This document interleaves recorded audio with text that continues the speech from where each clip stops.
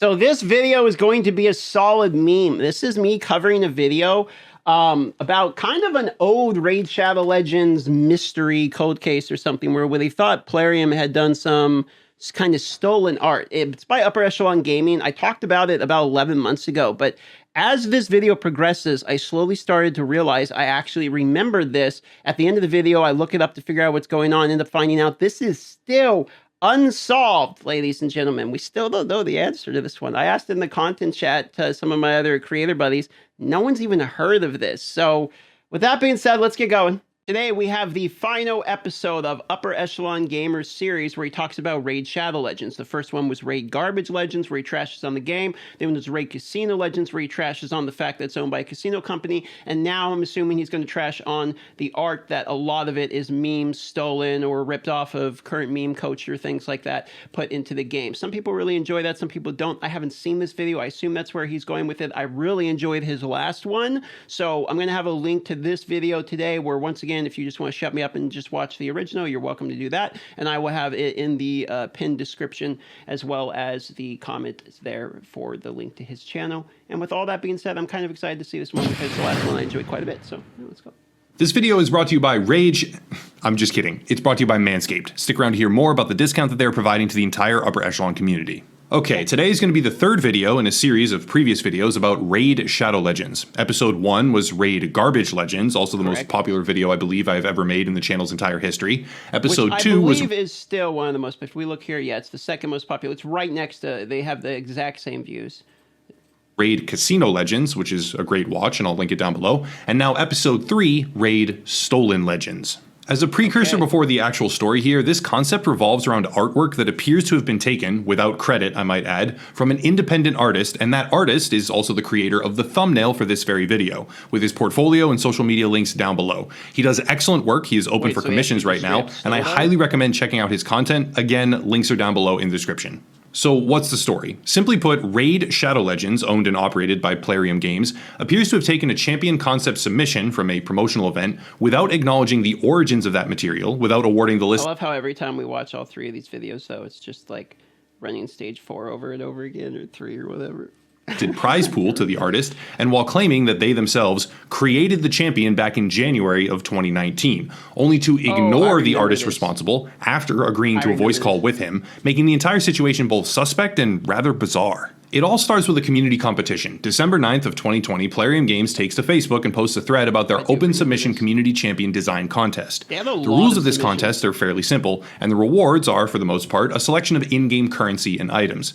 The competition would run from December to January of 2021, December 2020 to January 2021 that is, and at the very bottom is a disclaimer which reads as follows. By taking part in the contest, you agree that any data, text, information, files, graphics, photographs, along with their selection and arrangement uploaded, posted to, emailed, transmitted, or otherwise made available through the contest are subject, whether in whole or in part, to unlimited commercial, non-commercial, and or promotional use by Plarium. So basically what this says, and I've looked at a lot of contracts. It's literally part of my job to look at these at a daily basis at this point.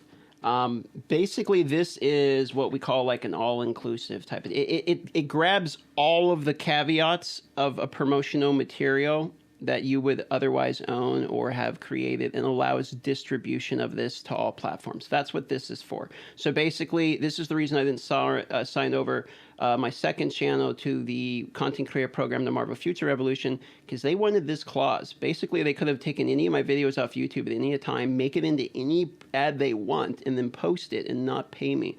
And they could do that with your face. Here's the thing. There's other games of which I can't even name them because they sponsored me at one point, and it would be a pretty nasty thing to do, but there's other games I know that have scared away other content creators by literally just taking their face without asking and putting them into ads. That has happened, and it's a huge no-no. So in a lot of these contracts, they'll have something like that. I'm not saying this is the point of all these contracts. I'm saying it can happen. Okay, so there's a difference. Before you think that what I'm saying is all of these contracts have this, because there is legitimate reasons to have these in here, which is basically, look, you're in a champion event where we're trying to create a champion. If you create a champion, give it to us to make the fucking champion. Obviously, we have to make it. Like, I mean, that's basically, you have to have that for that reason, or else the person can be like, I can sue you for making my champion, or whatever, right? You have to have this. But at the same time, I can understand the leniency behind signing these, and I have myself refused to sign these, and the give and take of that is you just don't get to participate in whatever it is. Like, I don't get to be in content creation programs because I refuse to give somebody the ability to do whatever they want with my picture or my image. You know what I mean? I mean, that's my problem with it, okay? Which is why I think that's where we're going with this. As per Article 13 of the Terms of Use. End quote. Now, it's actually up for debate whether or not the terms of use or terms of service for Plarium Games represents an actual legally binding contract, and thus whether or not this paragraph is even legally enforceable. That seems to vary on a case-by-case basis rather drastically, but even if we assume that this would be legally binding and fully airtight, the entire situation, top to bottom, would still become a series of what appear to be false statements and manipulations in the pursuit of using an artistic concept without acknowledging or crediting ever the source. And in my opinion, that's worth making a video on. Sponsor time. Manscaped, trusted. We'll play out his Products, sponsor. great. Quality, It's awesome. his video. Branding, funny. Skin safe, yes. Manscaped is the most trusted men's grooming brand on the entire market. It's got clean, professional products, and they support a large number of YouTubers, so that's just an added bonus on top. They offer a wide range of products, but most prominently, the Lawnmower 4.0. Skin-safe technology, reduced nicks and cuts, and if you click the link down below and enter code UPPER right now, you can get 20% off your entire order with free shipping for a limited time. Right, Again, a huge selection, and actively growing, of high-quality men's I'll put the link to his Manscaped thing down there in the pinned comment if you want to support this sponsor. grooming supplies with a link down below in the description for 20% off and free shipping when you use code UPPER. Ever since I first partnered up, I've seen them consistently elevate their product line and quality, making this a partnership I am very proud to have. Big thank you to Manscaped for sponsoring the channel. So what happened? Okay, well, after the design contest kicked off, a large number of artists began to submit their champions, and among them was an artist who had conceptualized a Lizardman sacrificial warrior. This Lizardman could be summarized as a winged, spear-wielding support/attack champion named Kazal Khan, and the submission was so in-depth it even came with an ability kit and various lore explanations on top of that. Upon the conclusion of the contest, which was January 8th, I believe, 3 finalists were chosen, and the community then voted on the winner. The winning design was a Black Knight, I think, not our Lizardman, but that's just where it begins. Later, on January 18th, there is a larger Artist's Choice post about the competition that goes live on the Plarium Facebook page, and included among those submissions was Kazal Khan. This establishes one very key thing here. The design was seen and liked, if you will, by the team at Plarium Games. Fast forward to early May, and Plarium Games fires off a Discord post for patch 4.20 containing a new champion named Ramontu Drakesblood, but what they don't say is anything at all about Kazal Khan. Ramontu Drakesblood is not some random new champion in the randomized pool. He is an exclusive reward for completing a series of highly difficult challenges and missions, which, as of yet, if I am actually properly informed, no one has been able to complete. Well, this means that he is an extremely sought-after commodity that can only be acquired through a very heavy time investment, and that makes him valuable to Plarium. Extremely so, if we understand that the game is heavily predicated on microtransaction spending. Now, that would be fine if Ramontu Drakesblood wasn't effectively a carbon copy of Kazal Khan, and to underline exactly how similar these two champions actually are, we can look at a number of different features. 1. Bipedal lizard man with wings. This is not an archetype that existed in Raid before that point as far as I can tell. 2. Frilled neckline surrounding raptor features. 3. Dagger-tipped spear as a weapon. 4. Tail and spike pattern, completely. 5. Wing design with prominent mid-level spikes. And 6. A loincloth portion of the armor. These two designs are undeniably extremely similar, and taking notice of this fact, the artists behind the submission decided to reach out to the Plarium moderators on Discord. What followed was an extended exchange where the lead moderator in the community, acknowledging that the designs were, and I quote here, pretty damn close, I'll message the community managers, pushed his inquiry up the chain, which then resulted in a claim by said community managers that they would contact the artist for a conversation. That never actually happened. Instead, after days of zero communication, the artist reached out again via the same email that he had used for the design submission in the first place, and managed to receive a response. Here's what it said. Hi, we are out of the office till Tuesday due to national holidays, but I'll try to give you as much details as I have. The Ramontu concept was created and approved on January 2019, a year before the Community Champion contest was announced. Since our production pipeline for new features and champions requires a lot of time, some of the new content is released in the game with a delay. Dragon-ish Ramontu was on a bench waiting for their balance. We won't use your concept without letting you know. I remember this story. So basically, there was a promo. The dude comes up with this design. Plarium said they literally already had the design implemented in the game. But here's the thing. Here's the only reason I kind of believe that they had the design and it was just fucking bad luck. It probably wasn't. Okay, they probably stole it, but it could have been. It's because it seems to me like Plarium would not care about giving the winning. Like, they do these events, these events literally all the time. They give out gems and shit like all of the time. They have promo codes. Hell, they just gave me some. I mean, I'm not even part of Play. They gave me some gems to give away, and actually have some secret gift codes coming from a sponsor video like tomorrow or later today. That's what I'm saying. You get a good amount of these events, and even back then they did a good amount of these events. So I wonder if this was a miscommunication. I'm actually curious to see what ends up happening. Agreeing on the terms and conditions. That's a huge legal and reputation damage company. This is almost gibberish. The grammar's really horrible. That's a huge legal and reputation damage company would take after acting with violating intellectual property rights. Certainly, I'll double-check dates of Ramontu's creation once our art department will be back in the office. Let me come back to you with more information early next week. Stay safe and have a lovely weekend. That was a perfectly adequate response, but also contains some very key details. 1. We won't use your concept without letting you know, agreeing on the terms of service. 2. Huge reputation damage to the company for violating intellectual property rights, as per their own words. And 3. The concept was created in January of 2019, and also, as per that email, there was a follow-up which contained more information. Quote, "Hi, I double-checked the information. The very first draft concept was made on 4th of January 2019. There were 6 types of coloring, but we decided to move on with a blue option, and the final concept was approved on the 10th of May 2019. The 3D model of the character was created later on the 13th of September. From the very beginning, Ramontu was a powerful dragonish champion. Please let me know if you need any additional information from my side, or if you'd like to set up a call." The follow-up doubled down on this being a concept from January 2019. It also sort of fixated on the coloring, and additionally extended a formal offer to have a call if he would like additional information. No way they would and do that that is an call. offer he decided to accept, stating quite plainly, "Hi, yes, I think we should set up a call. What times could work for you? I'm CET There's no way they Stockholm." did this, right? This email actually went unanswered, and when he followed up again after that, Plarium no way finally they were. responded by saying, quote, "Hi, could you please write down questions that you Yep, have they or would let look me to know know in what other advance. information you would like So to you get have for me just to understand, know." Plarium is a mix of seeming like they're stupid on purpose and cleverly preparing. Like, I legitimately believe they're on another level of mind games. Like, it's unbelievable to me exactly how smart they can prepare for things. So, How to if make I our was the communication more artist at this point, I insightful would be and smelling useful, end BS. quote. Since the artist was only doing this to understand further what had happened, or perhaps not happened, and how everything had ended up this way, he did not have a list of specific questions at that time. Merely wanted to understand in a more long-form, open-ended forum what the That's a process mess and up. You timeline gotta had have actually looked like. something written But down. upon It doesn't stating matter that to what you them say, you just in gotta get a email follow-up. form, he was completely ignored. He sent a follow-up Yeah, of after course that he's ignored. again, but ultimately that's how it ended. Numerous times where Plarium had ceased communicating with him, their own statement that they wanted to avoid And the other thing is, reputational they're damage. smart. Like, if he had questions, he would have sent in. They would have written the response back and be like, "Well, there you go. Now we don't need a call, but we tried to have a call. Now you don't need one." Their offer for a formal conference call or of some smart kind, PR. but then nothing. Silence. Plausible Here's the part deniability. where some people will begin to speculate and say, well, the designs aren't exactly the same, which is true. There are certain fair, they're discrepancies in the bone structure, for example, such as a split jaw mandible for one, but when analyzing the situation, there is a layer that we haven't yet touched on. Kazal Khan, the original artistic concept Go for into the the competition, was a support/attack champion, and Yeah, Ramontu that's where the Drakesblood, hilarious- Darksblood, whatever, is exclusively attack-based.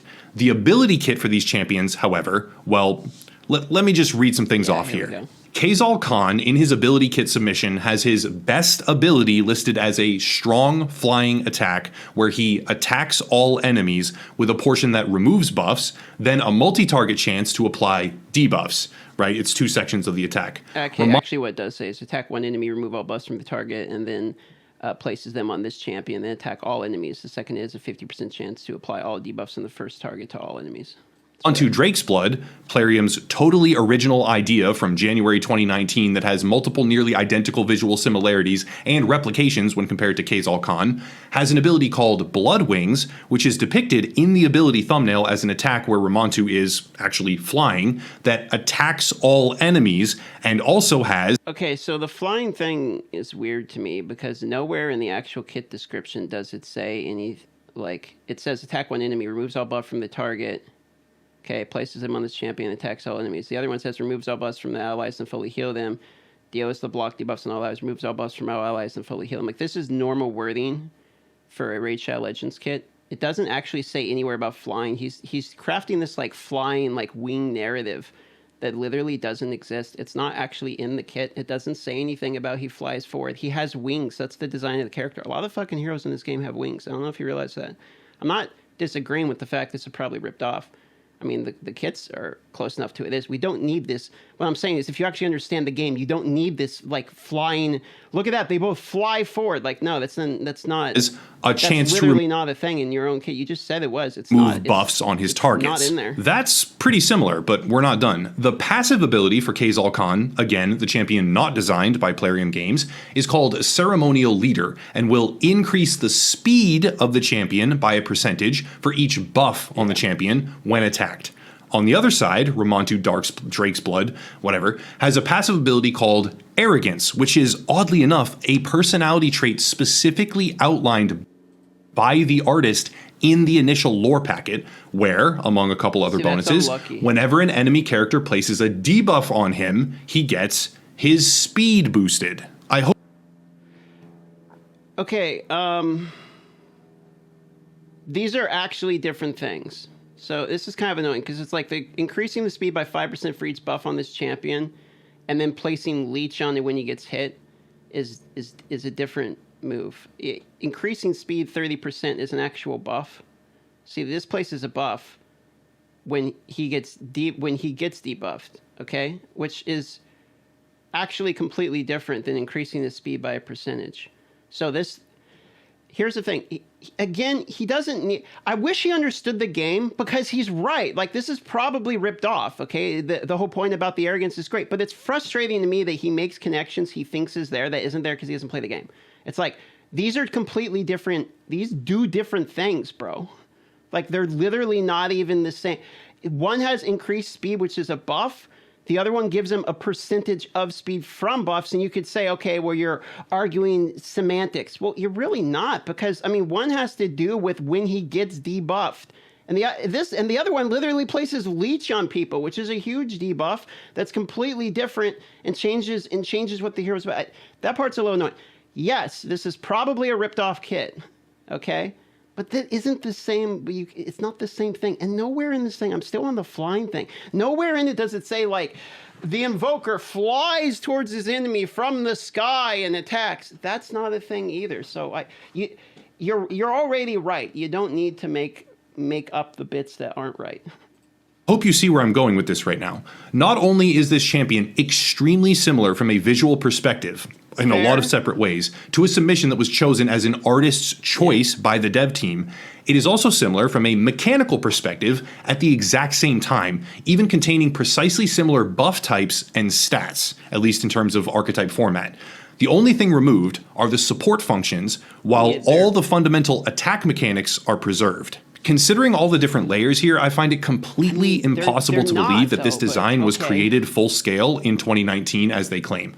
I find it completely impossible to believe that this was not crafted, or at least heavily modified to be a copy, after the design competition. And even if I'm correct, I see no other explanation, by the way, it wouldn't even matter if they had just said, yup, we copied it, you gave us the rights while participating in the contest, so here it is. Agree with. Instead, though, they said, we don't want reputational damage, we don't want to violate intellectual property rights. See, and there he's on the money. I mean, that's the thing. He's on the money with these, but that's why it's like, with his videos, I'm always like 70-30, like I'm like really hard on board, and then there's some points where it's like, bro, that doesn't make sense. Like, I can tell you that doesn't work, but it's like, the rest of it's like, yeah, dude, you're right on the money. Like, just go with the points you already know. Like, it's much more likely that you're right. They don't want the PR shitstorm. They get plausible deniability. It's enough different, whatever. Maybe they even fucked up. Maybe they meant to give the guy credit. You know what I mean? Fucked up. And I think there was actually an answer. To be honest, I'm going to have to look this up after I finish this video and give us all the answer, because I thought there was actually a solution. Your design. This was crafted separately in a vacuum during January of 2019. It just has multi-layered and specific correlations all over the place at every level to the design submission that you made. Let's have a call to explain all of this, and then they went dark. It's no secret that I dislike the product that is Raid Shadow Legends. I've been offered tens of thousands of dollars at this point through marketing agencies to shill for their service, and I don't, because I simply don't like their business practices. And when I see things like this in context, it really makes me wonder, how many designs come from sources who aren't given full credit? How many times has stuff like this happened? How many of the artists ever... Yeah, Kitty, what do you think, Kitty? You like this video or no? Or even find out about it, and why would they respond in that email chain the way that they did?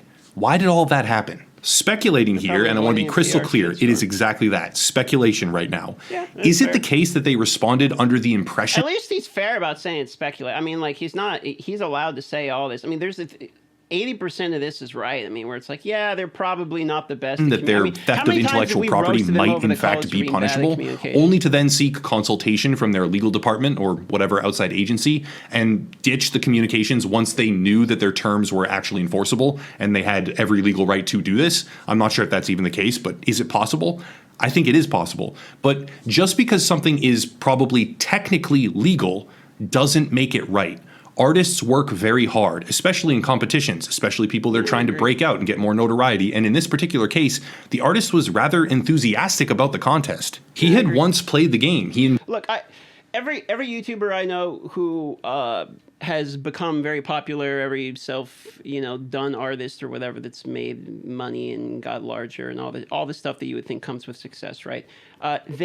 They all do it themselves. Like, what I hate is this concept of people think I'm going to sign a piece of paper and suddenly I'm going to fucking make it. It's like, look, if you can't do it yourself, you will not make it. It does not matter. You can get handed any type of bonuses you want, but if you suck, it's still not, like, eventually it's just not going to work.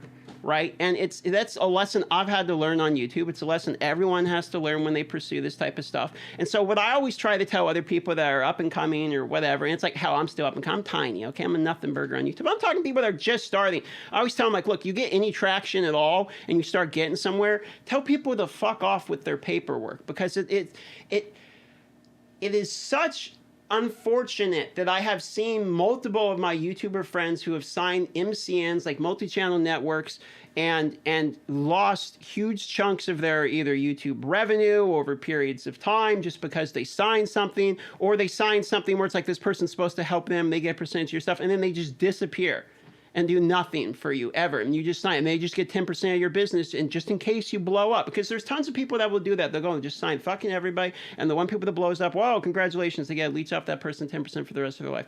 And I don't like giving people that power. It's probably something on me. It's probably a personal problem at this point. I really like independence, and I'm really a big fan of basically being able to be beholden to nobody and anything other than YouTube guidelines and, the content creator platforms that I choose to accept, etc. So that's my advice for anyone that's thinking of doing something where it's like, I am a really good musician or artist. Let me give over my work to somebody else and hope that they can do it. If your work's great, they're going to be happy to have your work for free. If your work's great in and of itself, somebody's going to love it. You got to keep trying. Anyway, random speech. Enjoyed the existing champion styles, and he very much wanted to participate to the best of his ability, only to see his champion, or something undeniably derivative of his champion in my eyes, get created and elevated to one of the most desirable positions possible in the entire game, with no credit, none of the advertised rewards, and adding insult to injury, he was ignored and neglected during the communication process multiple times as he tried to figure out what was actually going on. That's not right. In the end, I think that Plarium Games could easily have dealt with this much, much better.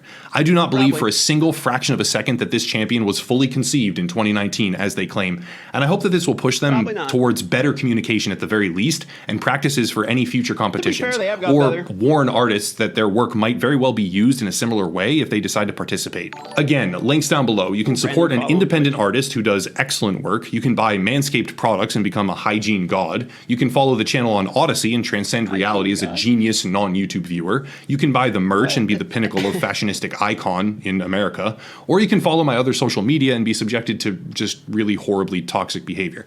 That's it. Thank you all for watching, and have a nice night. All right, and we got the H3 music to go out. Okay, links to everything. Well, I'm going to leave that cough in there. you know? Just so the people that make it the 24 minutes, you got something. You know what I mean? You got something out of the 24 minutes. You got that cough in there. That's the real reaction behavior we'd say. I'll put a link to his Manscaped and his video and all that in the comments. So this one, let's find out. Let's actually find out. Okay, so now we've watched the video on it. I know you want to know. I want to know. Let's figure out exactly what happened with Drake's blood. One moment. Let me go do the research. So what's hilarious is I was sitting here with Kitty, and the only bit of info I could find on it was literally a video of me covering this from a long time ago, right when Drake's blood came out. And there's no, of course, because it's a video for me, there's no actual information in it. And if you look here, it's just everyone has their own opinions about what actually happened. Like some people are like, oh yeah, it's obviously a ripoff. No, it's not. And I even linked back to this video. So apparently I have seen this video from forever ago, but that's the only thing I could find. So then what I did was I go and I ask in the content creator chat if anyone here knew anything about it, and everyone's like, this is the first I've heard from it. So as far as I know, this is still an unsolved mystery.